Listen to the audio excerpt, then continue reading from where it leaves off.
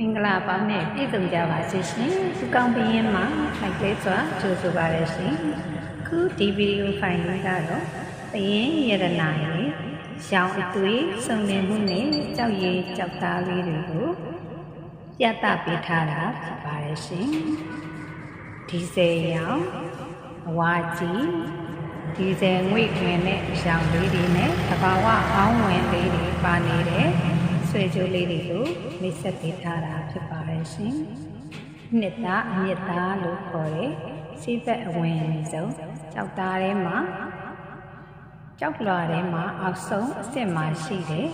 နှစ်သားအမြစ်သားကြိုးကလေးတွေကစလို့လက်ဖက်စိမ်းဝါရောင်ဝါကြီးရောင်ဒီဇယ်ရောင်ဆိုပြီးတော့ရောင်စုံအနီရောင်စုံပြထားတဲ့ဗီဒီယိုဖိုင်လေးပဲဖြစ်ပါရဲ့ရှင်။ဒီဗီဒီယိုဖိုင်လေးကိုကြည့်ပြီးတော့ပရင်ရတနာမှာအရောင်အသွေးစုံလင်စွာရှိတာရင်ပရင်ကြောက်ရည်ကြောက်သားလေးတွေဘလိုပုံစံလေးတွေရှိနေတာလဲဆိုတာကိုလေ့လာသိရှိနိုင်ပါလို့ရှင်။ကြောက်ရည်ကြောက်သားလေးတွေပေါ်မူတည်ပြီးကြောက်ရည်ရွယ်အစားလေးတွေပေါ်မူတည်ပြီးဈေးနှုန်းလေးတွေကလည်းမျိုးရှိပါတယ်ရှင်။ပရင်ရတနာဆိုရင်တော့စိတ်ဘက်ကဝင်မိသားဖြစ်ပါတယ်ရှင်စိတ်ဘက်ဝင်ပရင်ရတနာပစ္စည်းလေးတွေဖြစ်ပါတယ်ရှင်